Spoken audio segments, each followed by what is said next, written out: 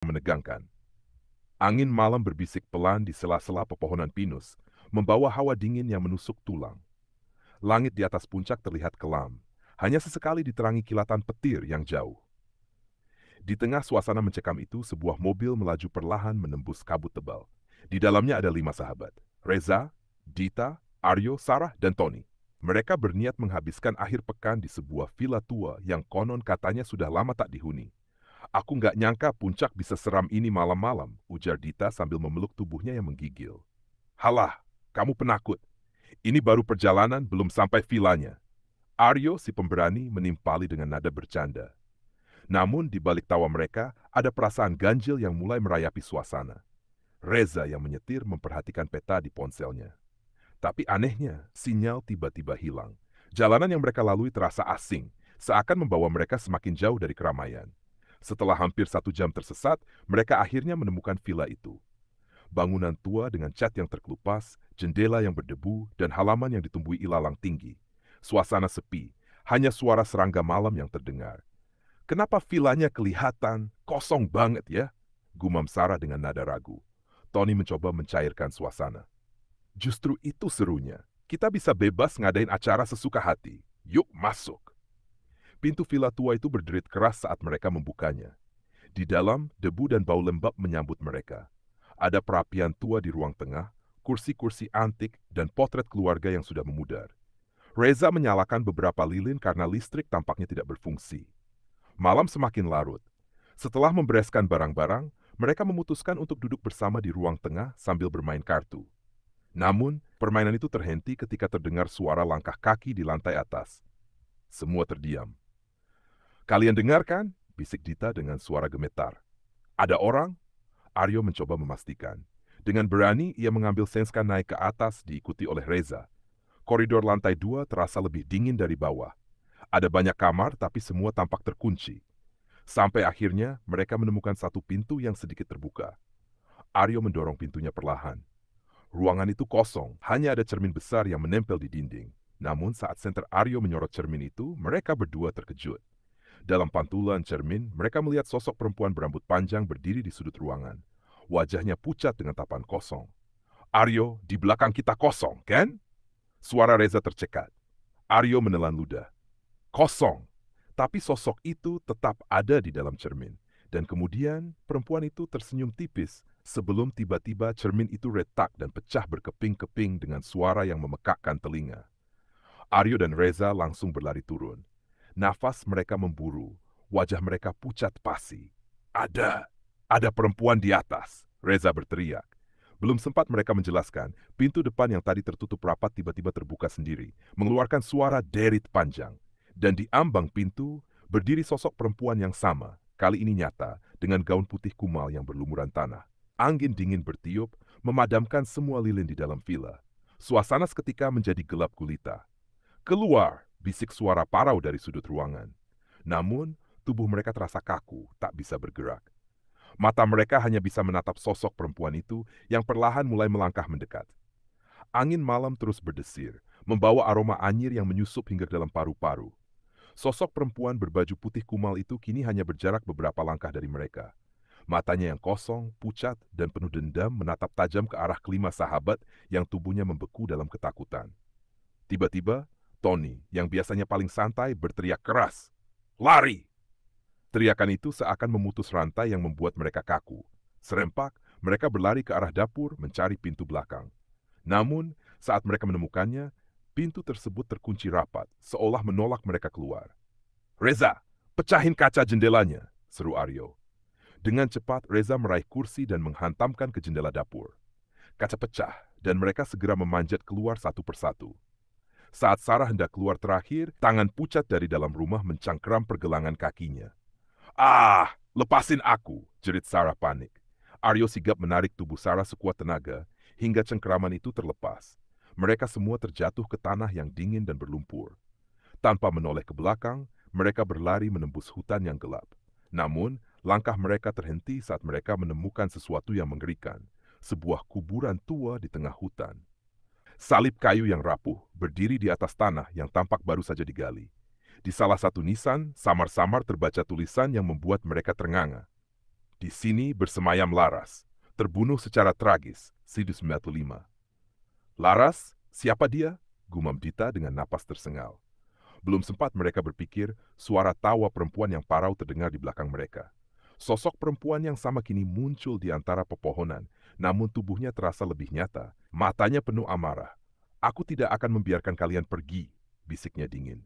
Mendadak, kabut tebal menyelimuti mereka, memisahkan satu sama lain. Reza berusaha memanggil teman-teman, Dita, Sarah, Tony. Namun, suaranya hanya menggema di antara pepohonan. Di sisi lain, Aryo terjebak sendirian di sebuah jalan setapak yang asing. Saat ia mencoba mencari jalan keluar, ia melihat seorang gadis kecil berdiri membelakanginya. Rambutnya panjang dan ia memegang boneka lusuh. Adik kecil, kamu kenapa di sini? Tanya Aryo hati-hati. Gadis itu tak menjawab. Ia hanya mengangkat bonekanya yang satu matanya copot. Dari boneka itu menetes darah segar. Tiba-tiba, gadis kecil itu berbalik. Wajahnya hancur dengan mata kosong yang berdarah. Ia memekik keras hingga Aryo terjatuh sambil menutup telinga.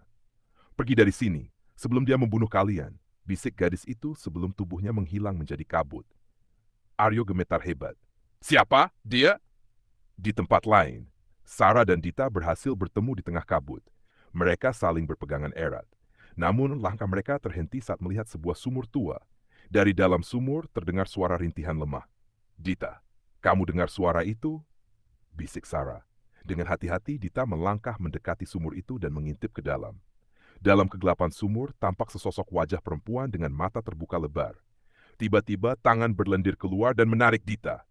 Dita! Teriak Sarah berusaha menarik sahabatnya. Dengan kekuatan penuh, ia menarik Dita hingga terlepas. Namun dari dalam sumur terdengar suara lirih. Kenapa? Kalian di sini? Pergilah sebelum terlambat. Kembali pada Reza dan Tony, mereka berdua akhirnya bertemu dan memutuskan untuk kembali ke villa. Berharap menemukan sesuatu yang dapat membantu mereka keluar dari mimpi buruk ini. Saat mereka masuk, suasana villa berubah. Tidak lagi kotor dan tua, melainkan tampak seperti rumah yang masih dihuni. Perapian menyala, meja makan terisi penuh dengan hidangan, dan suara piano terdengar dari ruang tengah. Di kursi ruang tengah, duduk seorang perempuan muda dengan gaun putih yang bersih. Ia terlihat cantik, namun sorot matanya kosong. Siapa kamu? Tanya Reza dengan suara gemetar. Perempuan itu menoleh perlahan. Aku, Laras. Kenapa kamu menghantui kami? Tanya Tony dengan nada putus asa. Mata Laras berkaca-kaca. Aku tidak ingin menyakiti kalian. Aku hanya ingin mereka tahu kebenarannya. Tiba-tiba suasana kembali berubah. Ruangan menjadi gelap, dan di depan mereka tampak kilasan kejadian masa lalu. Laras terlihat diikat di sebuah kamar, menangis meminta tolong. Suara-suara pria terdengar samar, lalu jeritan panjang menyayat telinga. Kemudian, senyap, Laras menatap mereka dengan wajah penuh kesedihan. Aku dibunuh oleh mereka yang seharusnya kulindungi. Villa ini adalah saksi bisu penderitaanku.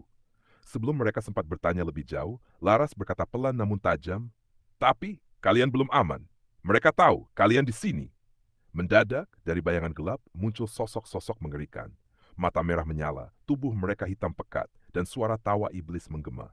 Lari! Sekarang! Teriak Laras. Reza dan Tony segera berlari, tetapi jalan keluar terus berubah seperti labirin. Suara-suara jeritan dari Aryo, Dita, dan Sarah dengar sayup-sayup. Di tengah keputusasaan, Reza hanya bisa berteriak, apa yang sebenarnya terjadi di sini? Reza dan Tony terus berlari, napas mereka terengah-engah. Lorong-lorong villa terasa tak berujung, seakan-akan mereka terjebak di dalam labirin yang hidup. Suara jeritan Aryo, Dita, dan Sarah terdengar sayup, memecah kesunyian yang mencekam. Tiba-tiba mereka sampai di sebuah ruangan besar yang tampak seperti ruang bawah tanah. Dindingnya dipenuhi coretan tangan berwarna merah, dan di tengah ruangan berdiri sebuah kursi kayu tua dengan rantai berkarat. Di lantai tampak bercak darah yang sudah menghitam. Tempat apa ini? Tanya Tony dengan suara bergetar. Sebelum Reza sempat menjawab, sebuah suara lirih menggema di seluruh ruangan. Mereka menghancurkan hidupku di tempat ini. Sosok Laras muncul kembali. Kali ini tampak lebih nyata. Wajahnya pucat, namun matanya penuh kepedihan. Disinilah aku meregang nyawa, ujarnya lirih. Dulu, villa ini adalah tempat perlindungan. Sampai aku dikhianati. Reza menatap Laras dengan bingung. Siapa yang mengkhianatimu? Laras menunduk dan kilasan masa lalu kembali muncul. Kali ini lebih jelas. Masa lalu, Villa ini dulunya adalah rumah keluarga Laras. Ayahnya seorang pengusaha kaya dan ibunya seorang perempuan yang penuh kasih sayang. Namun, di balik kehangatan rumah ini ada gelapan yang tak terlihat. Suatu malam, ayah Laras membawa 3 orang pria ke rumah. Mereka adalah mitra bisnis yang serakah. Ayah Laras yang terlilit utang membuat perjanjian jahat. Sebagai jaminan, ia menyerahkan putrinya Laras. Laras mencoba melawan. Ia berlari, bersembunyi, tetapi akhirnya tertangkap. Di ruang bawah tanah ini ia disiksa, dipukul, dan akhirnya dibunuh. Tangisannya malam itu menjadi gema yang terperangkap selamanya di villa ini. Namun sebelum ajal menjemput, Laras sempat bersumpah, kalian tidak akan pernah lepas dari dosa kalian. Aku akan kembali. Kilasan itu menghilang, meninggalkan Reza dan Tony yang terdiam membeku. Jadi, kamu ingin membalas dendam? Tanya Tony dengan suara pelan. Laras menggeleng. Aku ingin kebenaranku diketahui. Mereka yang membunuhku belum menerima balasan. Tiba-tiba suara langkah berat terdengar. Dari bayang-bayang muncul 3 sosok menyeramkan. Pria dengan wajah rusak, mata merah menyala, dan tubuh berlumuran darah kering. Itu mereka, suara Laras bergetar penuh benci. Roh mereka terjebak di sini, dan mereka tidak akan membiarkan kalian pergi. Di tempat lain, Aryo, Dita, dan Sarah yang terpisah kini bertemu di sebuah kamar dengan cermin besar yang retak. Cermin itu tiba-tiba bergetar dan memunculkan wajah Laras. Tolong, bantu aku, temukan sesuatu yang tersembunyi. Suara Laras menggema dari balik cermin. Sarah menatap sekeliling dan melihat lemari tua yang setengah terbuka. Ia mendorong pintunya dan menemukan sebuah buku harian usang dengan nama Laras tertulis di sampulnya. Dita membuka halaman pertama. Ada banyak catatan namun satu lembar menarik perhatian mereka. Aku takut. Ayah menjadi aneh. Ia selalu bicara tentang utang dan mitra-mitra bisnisnya. Aku melihat mereka berbicara di ruang bawah tanah. Ada yang tidak beres. Namun, sebelum mereka sempat membaca lebih jauh, cermin di depan mereka pecah, dan dari dalamnya muncul tangan-tangan hitam yang mencoba menarik mereka masuk. Bakar bukunya, teriak Aryo tiba-tiba. Tapi kenapa? Seru Sarah panik. Aryo menggertakkan giginya. Mereka ingin menghapus bukti, kita harus menjaga buku ini. Dita yang gemetar memeluk buku harian itu erat-erat. Aku tidak akan membiarkan mereka menghancurkan ini. Kembali di ruang bawah tanah. Reza dan Tony menghadapi 3 roh jahat yang perlahan mendekat. Laras berbisik pada mereka. Satu-satunya cara menghentikan mereka adalah memusnahkan sumber kekuatan mereka. Tempat di mana mereka menyembunyikan rahasia terkelam mereka. Tiba-tiba, dinding di belakang mereka retak dan terbuka, memperlihatkan sebuah kamar rahasia. Di dalamnya terdapat 3 peti mati tua yang tertutup rapat dengan rantai berkarat. Di masing-masing peti tertulis nama para pria yang membunuh Laras. Mereka bersembunyi di balik peti ini, hancurkan, teriak Laras. Tanpa ragu, Reza meraih linggis tua yang tergeletak di lantai dan mulai menghantam peti pertama. Saat peti itu retak, roh pertama meraung kesakitan, tubuhnya perlahan menghilang menjadi abu. Tony segera menyusul, menghancurkan peti kedua. Roh kedua yang berusaha menyerang mereka terhenti dan lenyap dengan jeritan memilukan. Namun, saat mereka hendak menghancurkan peti ketiga, roh terakhir tiba-tiba menyergap Tony, mencengkram lehernya dengan kuat. Reza panik. Tony! Tony dengan suara cekik berteriak, hancurkan! Sekarang! Dengan tenaga penuh, Reza menghantam peti ketiga. Rantai patah, kayu pecah, dan roh terakhir meledak menjadi asap hitam. Tony terjatuh ke lantai, terbatuk-batuk tapi hidup. Henning, sosok Laras muncul di hadapan mereka, kini tampak lebih damai. Terima kasih. Suaranya lembut namun penuh kesedihan. Kalian telah membebaskanku dan membalaskan dendamku. Villa yang tadinya mencekam perlahan mulai memudar. Dinding-dinding yang rusak menjadi abu, kabut menghilang, dan lantai-lantai retak lenyap seiring villa itu runtuh menjadi puing. Di luar reruntuhan, Reza, Tony, Aryo, Dita, dan Sarah berhasil keluar. Tubuh mereka lelah dan penuh luka. Dita masih memegang erat buku harian Laras. Apa kita selamat? Tanya Sarah sambil terisak. Reza mengangguk, kita sudah menuntaskan semuanya. Namun, sebelum mereka sempat bernapas lega, Dita membuka halaman terakhir buku harian itu. Ada sebuah catatan yang ditulis dengan tinta merah. Terima kasih telah membantuku. Tapi mereka bukan satu-satunya yang harus kalian takuti. Ayahku, dia masih hidup. Dan dia akan mencariku atau kalian. Angin malam kembali berdesir, membawa bisikan halus yang menusuk. Permainan ini belum selesai. Angin malam bertiup pelan, menyapu abu reruntuhan villa yang kini tinggal puing-puing. Reza, Tony, Aryo, Dita, dan Sarah berdiri terengah-engah. Tubuh mereka penuh luka dan kelelahan. Dita masih memegang erat buku harian Laras. Tangan gemetar setelah membaca catatan terakhir. Ayahku, dia masih hidup, dan dia akan mencariku. Suasana sepi terasa mencekam, seakan malam menahan napas, menunggu sesuatu yang lebih buruk terjadi. Tiba-tiba, suara langkah berat terdengar di antara pepohonan. Dari kegelapan muncul seorang pria tua dengan jas panjang, rambut beruban, dan mata tajam penuh kebencian. Akhirnya, kalian menemukan warisan yang seharusnya terkubur bersama Laras. Suaranya dalam dan dingin. Reza maju selangkah. Matanya, kau ayah Laras? Pria itu tersenyum miring. Benar, aku Surya. Tony mengepalkan tinjunya. Kau, monster yang menjual anakmu sendiri. Surya menatap mereka dengan tatapan penuh kesombongan. Laras adalah harga yang harus kubayar. Bisnis butuh pengorbanan. Dan sekarang kalian tahu terlalu banyak. Dengan satu gerakan tangannya, kabut tebal muncul dan bayangan hitam melingkari mereka. Pepohonan di sekitar seperti menutup, membuat mereka terjebak dalam lingkaran tanpa jalan keluar. Rahasia terbesar sumber kegelapan. Dita yang masih memegang buku harian Laras, tiba-tiba merasa buku itu bergetar. Halaman-halaman berbalik sendiri, hingga pada halaman terakhir muncul tulisan baru. Kunci menghentikan semuanya adalah akar penderitaanku. Bukan hanya ayahku, tapi sumber kekuatan yang dia sembah. Sarah membaca tulisan itu keras-keras. Sumber kekuatan? Apa maksudnya? Surya tertawa pelan. Laras tidak pernah tahu bahwa aku mendapatkan kekuatan ini dari pengorbanannya. Jiwanya adalah segel, dan kalian dengan membebaskannya justru melepaskan kekuatan yang lebih besar. Sekarang, aku tak terhentikan. Tiba-tiba, tanah di bawah kaki mereka retak, dan dari bawah muncul akar-akar hitam yang berdenyut seperti urat nadi. Akar itu membentuk sosok besar dengan mata merah membara. Wah, sosok iblis. Akar-akar hitam itu mulai menyerang mereka. Aryo menghindar dengan lompatan cepat, sementara Tony mencoba menahan akar yang membelit kaki Dita. Dita berteri, "Ini bukan cuma buku harian, ini segel kekuatan Laras." Reza menatap Dita. "Kalau itu segelnya, mungkin kita bisa menghancurkannya untuk memutus sumber kekuatan ayahnya." Namun, sebelum mereka bisa bertindak, Surya muncul di hadapan mereka. Tangannya mencengkeram udara dan Dita terangkat melayang, tercekik secara gaib. "Aku tidak akan membiarkan kalian menghancurkan segel itu," geram Surya. Dalam kepanikan, suara lembut terdengar, suara Laras. "Dita, kau yang paling kuat di antara mereka. Tapi untuk menghentikan ini, aku butuh pengorbananmu." Dita terengah-engah, tangannya gemetar memegang buku harian itu. "Jika itu satu-satunya cara, aku siap." Sarah menjerit, "Dita, jangan!" Namun Dita sudah memutuskan. Ia membuka buku harian itu dan cahaya terang menyembur keluar, membakar tubuhnya perlahan. Dengan suara parau ia berbisik, "Laras, aku kembalikan segelmu. Akhiri semuanya." Buku harian itu meledak menjadi serpihan cahaya. Akar-akar hitam yang melilit mereka mengering dan hancur. Sosok iblis memekik keras sebelum lenyap dalam kobaran api.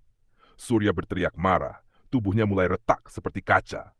"Tidak, kalian tidak boleh." Dengan raungan terakhir, tubuh Surya pecah menjadi abu, tersapu angin malam. Akhir yang menyayat, kabut perlahan menghilang, hutan menjadi sunyi. Namun, Dita telah tergeletak tak bernyawa. Sarah berlari memeluk tubuh Dita, air mata membanjiri wajahnya. "Dita, kenapa kamu?" Tony menutup matanya, menahan tangis yang tak terbendung. Aryo memukul tanah dengan amarah, "Seharusnya bukan kamu." Tiba-tiba suara lembut terdengar di udara, suara Laras. "Terima kasih, sahabatku. Pengorbananmu membebaskanku dan juga mereka." Di atas tubuh Dita muncul sekuntum bunga putih yang perlahan mekar. Cahaya hangat menyelimuti mereka, seolah memberi perpisahan terakhir. Epilog beberapa hari kemudian di pemakaman kecil, mereka berdiri di depan makam Dita. Bunga putih yang mekar saat malam itu kini tertanam di atas nisannya. Reza meletakkan buku harian Laras yang kini kosong di atas makam Dita. "Dita, kamu pahlawan kami." Sarah berbisik pelan, "Kita akan selalu mengenangmu." Saat mereka beranjak pergi, angin malam bertiup pelan. Dan dari kejauhan, suara lembut terdengar sekali lagi. "Terima kasih, sahabat-sahabatku. Semuanya telah usai." Namun sebelum layar malam tertutup, terdengar suara halaman buku harian yang tertutup sendiri. Di halaman terakhir, yang seharusnya kosong, muncul satu kalimat misterius. "Setiap akhir adalah awal yang baru." Kisah tragis di Villa Angker Puncak Part Panel. Akhir dari teror atau awal yang baru? Angin malam bertiup pelan, menyapu abu reruntuhan villa yang kini tinggal puing-puing. Reza, Tony, Aryo, Dita, dan Sarah berdiri terengah-engah. Tubuh mereka penuh luka dan kelelahan. Dita masih memegang erat buku harian Laras. Tangan gemetar setelah membaca catatan terakhir. Ayahku, dia masih hidup, dan dia akan mencariku. Suasana sepi terasa mencekam, seakan malam menahan napas, menunggu sesuatu yang lebih buruk terjadi. Tiba-tiba, suara langkah berat terdengar di antara pepohonan. Dari kegelapan muncul seorang pria tua dengan jas panjang, rambut beruban, dan mata tajam penuh kebencian. Akhirnya, kalian menemukan warisan yang seharusnya terkubur bersama Laras. Suaranya dalam dan dingin. Reza maju selangkah, matanya, "Kau ayah Laras?" Pria itu tersenyum miring. "Benar, aku Surya." Tony mengepalkan tinjunya. "Kau, monster yang menjual anakmu sendiri." Surya menatap mereka dengan tatapan penuh kesombongan. "Laras adalah harga yang harus kubayar. Bisnis butuh pengorbanan. Dan sekarang kalian tahu terlalu banyak." Dengan satu gerakan tangannya, kabut tebal muncul dan bayangan hitam melingkari mereka. Pepohonan di sekitar seperti menutup, membuat mereka terjebak dalam lingkaran tanpa jalan keluar. Rahasia terbesar sumber kegelapan. Dita yang masih memegang buku harian Laras, tiba-tiba merasa buku itu bergetar. Halaman-halaman berbalik sendiri, hingga pada halaman terakhir muncul tulisan baru. "Kunci menghentikan semuanya adalah akar penderitaanku. Bukan hanya ayahku, tapi sumber kekuatan yang dia sembah." Sarah membaca tulisan itu keras-keras. "Sumber kekuatan? Apa maksudnya?" Surya tertawa pelan. "Laras tidak pernah tahu bahwa aku mendapatkan kekuatan ini dari pengorbanannya. Jiwanya adalah segel, dan kalian dengan membebaskannya justru melepaskan kekuatan yang lebih besar. Sekarang, aku tak terhentikan." Tiba-tiba, tanah di bawah kaki mereka retak, dan dari bawah muncul akar-akar hitam yang berdenyut seperti urat nadi. Akar itu membentuk sosok besar dengan mata merah membara. Wah, sosok iblis. Akar-akar hitam itu mulai menyerang mereka. Aryo menghindar dengan lompatan cepat, sementara Tony mencoba menahan akar yang membelit kaki Dita. Dita berteri, "Ini bukan cuma buku harian, ini segel kekuatan Laras." Reza menatap Dita. "Kalau itu segelnya, mungkin kita bisa menghancurkannya untuk memutus sumber kekuatan ayahnya." Namun, sebelum mereka bisa bertindak, Surya muncul di hadapan mereka. Tangannya mencengkeram udara dan Dita terangkat melayang, tercekik secara gaib. "Aku tidak akan membiarkan kalian menghancurkan segel itu," geram Surya. Dalam kepanikan, suara lembut terdengar, suara Laras. "Dita, kau yang paling kuat di antara mereka. Tapi untuk menghentikan ini, aku butuh pengorbananmu." Dita terengah-engah, tangannya gemetar memegang buku harian itu. "Jika itu satu-satunya cara, aku siap." Sarah menjerit, "Dita, jangan!" Namun Dita sudah memutuskan. Ia membuka buku harian itu dan cahaya terang menyembur keluar, membakar tubuhnya perlahan. Dengan suara parau ia berbisik, "Laras, aku kembalikan segelmu. Akhiri semuanya." Buku harian itu meledak menjadi serpihan cahaya. Akar-akar hitam yang melilit mereka mengering dan hancur. Sosok iblis memekik keras sebelum lenyap dalam kobaran api. Surya berteriak marah, tubuhnya mulai retak seperti kaca. "Tidak, kalian tidak boleh." Dengan raungan terakhir, tubuh Surya pecah menjadi abu, tersapu angin malam. Akhir yang menyayat, kabut perlahan menghilang, hutan menjadi sunyi. Namun, Dita telah tergeletak tak bernyawa. Sarah berlari memeluk tubuh Dita, air mata membanjiri wajahnya. "Dita, kenapa kamu?" Tony menutup matanya, menahan tangis yang tak terbendung. Aryo memukul tanah dengan amarah, "Seharusnya bukan kamu." Tiba-tiba suara lembut terdengar di udara, suara Laras. "Terima kasih, sahabatku. Pengorbananmu membebaskanku dan juga mereka." Di atas tubuh Dita muncul sekuntum bunga putih yang perlahan mekar. Cahaya hangat menyelimuti mereka, seolah memberi perpisahan terakhir. Epilog beberapa hari kemudian di pemakaman kecil, mereka berdiri di depan makam Dita. Bunga putih yang mekar saat malam itu kini tertanam di atas nisannya. Reza meletakkan buku harian Laras yang kini kosong di atas makam Dita. "Dita, kamu pahlawan kami." Sarah berbisik pelan, "Kita akan selalu mengenangmu." Saat mereka beranjak pergi, angin malam bertiup pelan. Dan dari kejauhan, suara lembut terdengar sekali lagi. "Terima kasih, sahabat-sahabatku. Semuanya telah usai." Namun sebelum layar malam tertutup, terdengar suara halaman buku harian yang tertutup sendiri. Di halaman terakhir, yang seharusnya kosong, muncul satu kalimat misterius. "Setiap akhir adalah awal yang baru."